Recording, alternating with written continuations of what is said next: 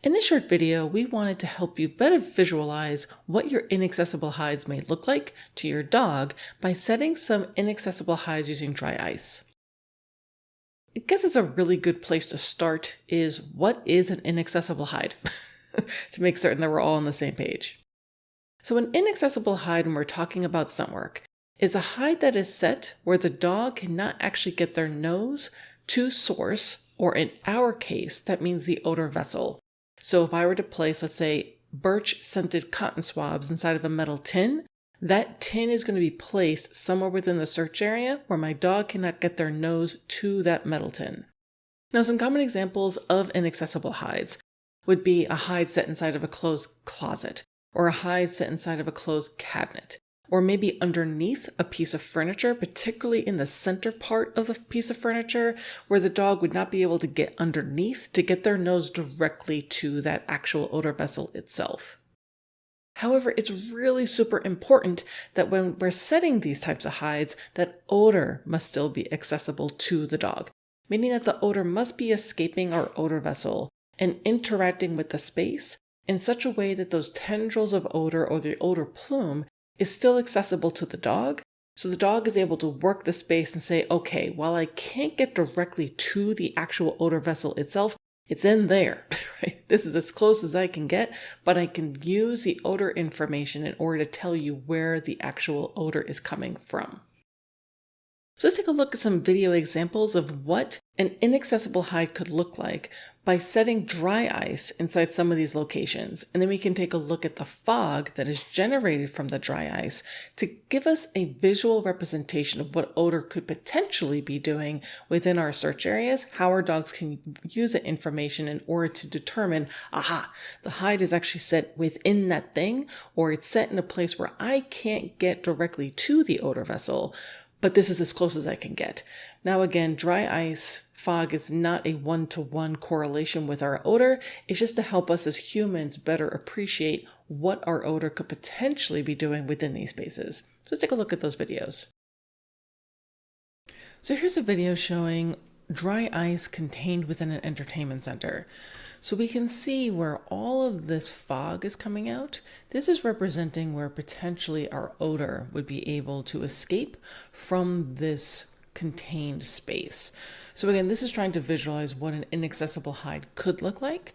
What we're trying to show here is how the odor, again, this is just a representation visually of what our odor could potentially do as it's staying within this closed cabinet when our dogs are trying to work it. So what I want you to focus on is where the fog is traveling to. So see how it's swirling around, it's coming down here. We even see a couple of tendrils go over this way. And then when the cabinet door is opened, we can see how that changes. More of this fog is now coming in this little space here. We can see more of it kind of going towards this little doorway, flowing through all these different places that our dog could potentially get odor information to figure out where the hide actually is.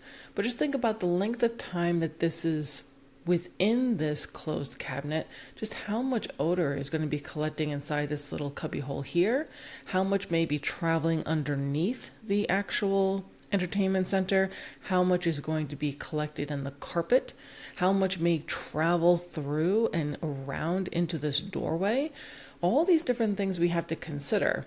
And if we even take a look at this still photo, we can see there's these little holes in the back. So that's allowing the odor to go out the back of this entertainment center. And that's where we're seeing it come through here. So these are the kinds of things we want to think about when we're setting our inaccessible hides.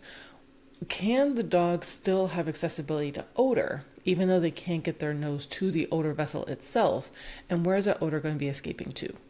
So here's an example of an inaccessible hide set within a kitchen cabinet. So just to give you a lay of the land, here is the island for the kitchen cabinet itself. In this direction, towards the right-hand side of the screen, there's a doorway. And right on the other side of these cabinets, up in this corner, is an open sliding glass door. So we're going to have lots of interesting airflow. So as we're watching this, we can see the fog kind of come out and swirl and get kind of carried over into this corner. It's coming out through these different seams, the seam here, underneath the door, underneath this door as well, and really doing some nice, interesting things here. And then it just turns off. It just stops. And then my husband comes into frame, and we're able to see how that changes and shifts, and that's because the airflow is changed. So this is something else for us to think about, is that as we're coming in and out of areas, or a dog is working a search area, how that's going to change the airflow and what that means for where the odor is going to be traveling to and from. Here's another example. This is an inaccessible hide set within a closed closet. So we can see there's a pretty big opening on the bottom of this door. It's a really nice visualization of just how much of that dry ice fog is coming out from underneath the door. But this is really cool. My husband walks across. We can see how that pushes some of that fog, and then it fills in the backflow. So this is something else for us to think about as we're working through and as we are walking through and traveling to our search areas, even for inaccessible hides. This can really change what the odor picture is for the dog as far as how they're trying to figure out, okay, so odor wasn't there and now it is. What does that mean, even for an inaccessible hide? So I hope you found this video helpful.